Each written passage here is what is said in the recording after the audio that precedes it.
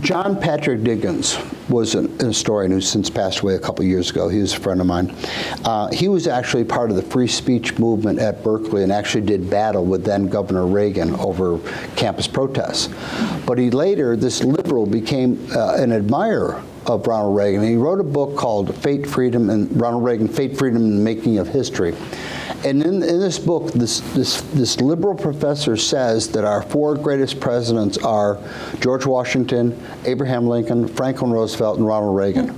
Because, and it makes the academic case, because they freed or saved many, many people. And that was the criteria for greatness, was does a president actually affect the outcome for the betterment of many, many people? And I think, you know, his criteria is pretty good.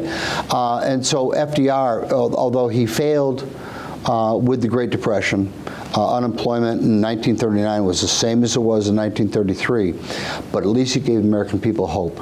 He gave the American people hope, and that was very, very important. You know, he was trying. He was capitalist, but he wasn't a committed socialist or something like that. But he was willing to try whatever worked. You know, the WPA or the the Conservation Corps or other New Deal programs.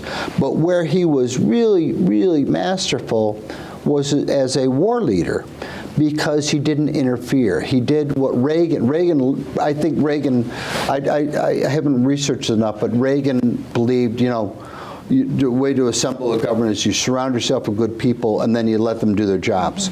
FDR had that same approach toward the war, and if you think about it, all the brilliant men who he had serving in wartime. He had Eisenhower, and he had Nimitz, and he had King, and he had Patton, and he had Marshall, and he had MacArthur, and he had so many others, Omar Bradley, so many other superb military leaders, and he didn't interfere. He would meet with them, he would ask questions for them, but he didn't interfere. He let them conduct the war they saw fit, and that was what his real brilliance was in conducting the war of World War II.